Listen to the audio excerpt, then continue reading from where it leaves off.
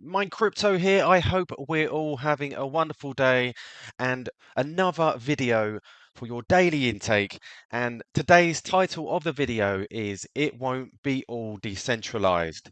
Please remember to subscribe, hit that notification bell so that you don't miss any further videos. Remembering none of this is financial advice. I am not a financial advisor, so you shouldn't use this information as a cue to buy or sell anything.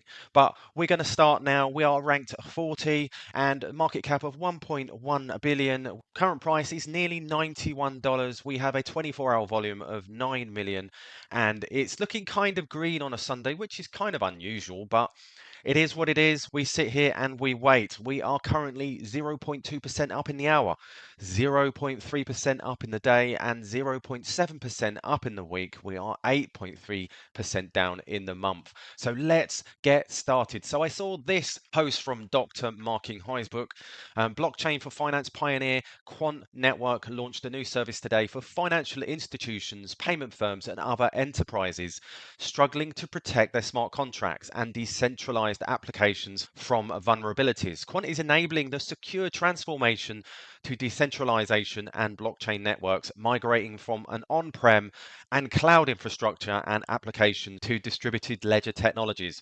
Quant Smart Audit, the first of a suite of enterprise security solutions for blockchain known as Quant Protect, is a smart contract auditing service designed to provide enterprises with the security levels they expect in order to execute their blockchain strategies, delivered by the same experts who powered the Project Rosalind retail central bank digital currency project. And we can see here this article from Financial IT, and we'll carry on. So we see here, although blockchains themselves are highly secure smart contracts, the program that run on the blockchains and govern protocols such as cross-chain bridges can be exploited by malicious actors if not written properly and tested thoroughly. According to blockchain data platform Chain Analysis, 2022 was the biggest year ever for such hacking, with $3.8 billion stolen. Chain Analysis writes, DeFi protocols as victims accounted for 82.1% of all cryptocurrencies stolen by hackers, a total of $3.1 billion, up from 73.3% in 2001.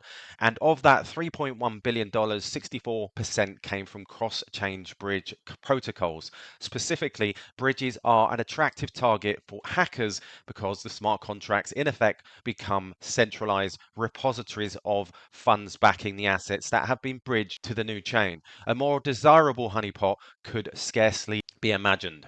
Quant's new service makes it simple for enterprises writing smart contracts to have them independently assessed to the highest standards to remedy and mitigate any security threats and vulnerabilities. Now, this is very important. I love the fact that Quant Network is so foresighted, looking at any areas where the centralization, the legacy systems may be worried, and I think they're covering every base. And we see this from Cyprus, from Demanicore. Wow, just listen up. Ex-CFTC chair says he believes crypto is the new architecture of money. In the future, crypto won't just be some funky tradable asset. So let's have a listen to what he says around the here. world, this was able to be done, or apparently, allegedly and apparently so. What I would say is I don't see this as a great indictment of crypto. I see this as the same old in financial markets, how important trust is. And for institutions to earn the trust and how quickly that trust can dissipate if those proprietors of trading platforms and trading houses squander that trust, and how quickly it dissipates away. There's no question, however, that the political ramifications of this will be extraordinary. For those who are critics of crypto, will point to it. For those who are fans of central bank digital currency, will point to it for the need to have government involvement. And certainly as a regulator, I think it proves the value of proper and balanced and appropriate regulation, bringing to this new innovation some of the same principles that operate in traditional markets: the need for transparency, the need for separation of certain functions, the need for authorized persons, and proper due diligence. So I think we'll be talking about this for months to come. The story gets stranger with every tweet and every passing day, and brace yourself. There may be some pretty crazy things coming out in the next few days. But I think it's, once again, points to the importance of trust in financial markets, the important role for proper principles of regulation, and ultimately global cooperation on regulation for what to my mind, and for reasons we'll talk about, I believe is truly still a very major fundamental transformation. At heart, when we talk about crypto, I believe There you go, trust and regulation. And we know who is all about that. The Quant Network. They are foresighted, they are doing things that is connecting that legacy to the decentralized world.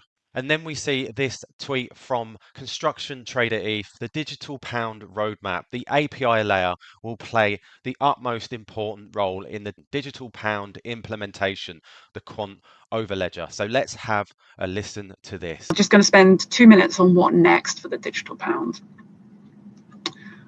The consultation paper marked a move from a research and exploration phase, something you could say we've been in for many years, thinking really hard about the abstract.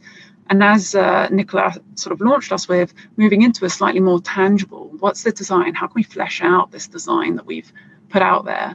So we intend to flesh out a blueprint and do that alongside the private sector and the third sector, working with external parties. I don't see this as us going quiet. This is us going to be the beginning of an ongoing dialogue. Now, phase two, this design phase is not a build phase. There would have to be a decision to move into a build phase. And the main thing to say here is the design phase has value whether or not a decision is made to move into the build phase. And so this is by no means a preordained decision. I could speak for a long time about the design phase, but let me just say two things. The first I would say is CBDC, the digital pound, would be an ecosystem. For an ecosystem to work, you need everybody to want to be involved. So that's the central bank issuing the digital pound, those intermediaries providing the wallets, and then those end users using the digital pound, individuals, businesses. There needs to be an incentive for everyone to want to be part of the ecosystem, for an ecosystem to work. And I would say that our concentration during this research and exploration phase has largely been on those public policy objectives. And what we will look to do over the design phase is really move it. We haven't ignored end users and intermediaries, but I think they will become much more important. What does it need to be as a product for them to want to use it, which is how you will deliver on those public policy objectives. So really, I think we will be doing a lot of work with the potential intermediaries, with understanding how end users might use this. Just a nice little example. A couple of weeks ago, we published a report, us jointly with the Biz Innovation Hub in London, about Project Rosalind. And this just draws on two things from my last two slides. One is around developing the intermediaries and the use cases, and the other is about working with the private sector. So Project Rosalind developed that API layer, a prototype of that API layer that I mentioned when I was talking about the model. And it did a couple of things. One thing it did was demonstrate that API layer can be agnostic of what's going on underneath. The technology could be centralized, it could be distributed. The API layer can sort of provide an agnostic layer.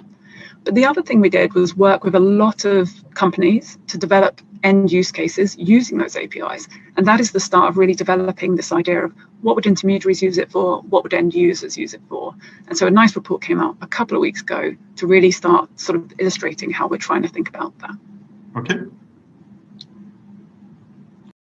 So there you go. The API ledger will play the utmost important role in the digital pound implementation, as we know, is the Quant Network. And I saw this tweet from Just a Tech Guy just to reiterate where we are. And he says here, onboarding permissionless data onto private can be done through any sort of data node provider, Quant, Blockdaemon, Fireblocks, etc. Enterprises need a service provider with SLA that can be held accountable, not some DAO that nobody can contact or sue. And I see another tweet from Just a Tech Guy, which is I'm going to leave you with. If you think central banking is going to fully decentralized, you're out of your mind. It's called central banking for a reason. And I absolutely agree with this. They're going to need some element of accountability. So there's going to be some element of decentralized and some element of centralization. And that's to allow them to have that control and someone to actually speak to if something goes wrong. So there you go, guys. Just a quick update.